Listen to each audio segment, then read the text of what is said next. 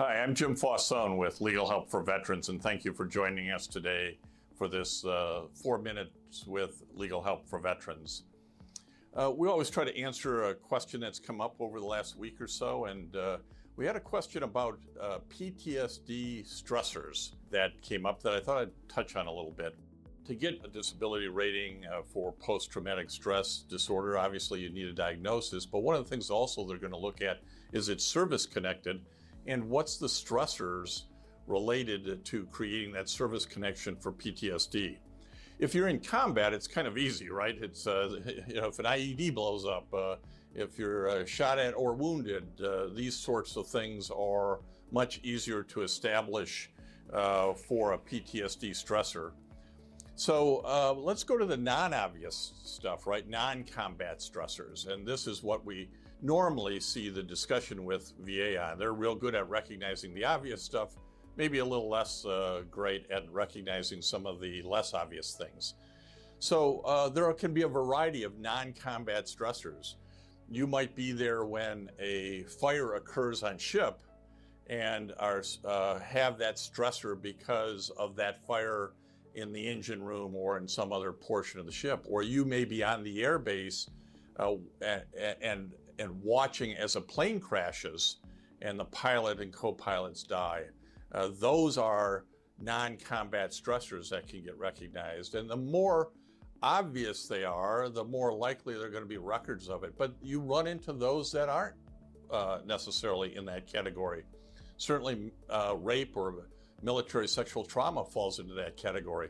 There's not going to be a newspaper article. There's not going to be a report. Those are non-combat stressors that you have to prove up. You can do it with primary evidence. Those would be those obvious records. Maybe they're unit reports. Maybe they're service records, the documented records. But you can also do it with secondary source evidence. Things like buddy statements, things like police reports, things like photographs taken after the fact that don't make it into the official record. So as you think about establishing your PTSD stressors, think not only about the primary evidence, but the secondary evidence. And that's where Legal Help for Veterans can be of assistance to you in putting together that claim. As you know, we here are also podcast hosts for veteransradio.net. We've been doing it for a long time, and we want to tell you about an interesting podcast we had with Army Colonel Vanessa Benson, retired. She now works for Ford Motor Company. She's their military ambassador, but her story is really kind of interesting, in part because Vanessa is a third-generation Army Colonel. How many families can say that 3 generations have served in the Army and reached the rank of colonel? But she also talks to us about what Ford Motor Company is doing with regards to assisting veterans and their program called ProudToHonor, hashtag ProudToHonor. So you'll see a connection below. I think you'd find it an interesting interview to listen to. And we also always like to tell you about a Medal of Honor story. We're the guardians, if you will, of homeofheroes.com, which honors these men with their Medal of Honor Valor Awards. And I ran into a youngster who didn't know who Charles Lindbergh was. And that prompts me to tell you this story. So we have a great story on homeofheroes.com about Charles Lindbergh, who hopefully you know was the first to cross the Atlantic in an airplane, in a single-engine plane. Maybe you also know that he delivered airmail before he did that feat.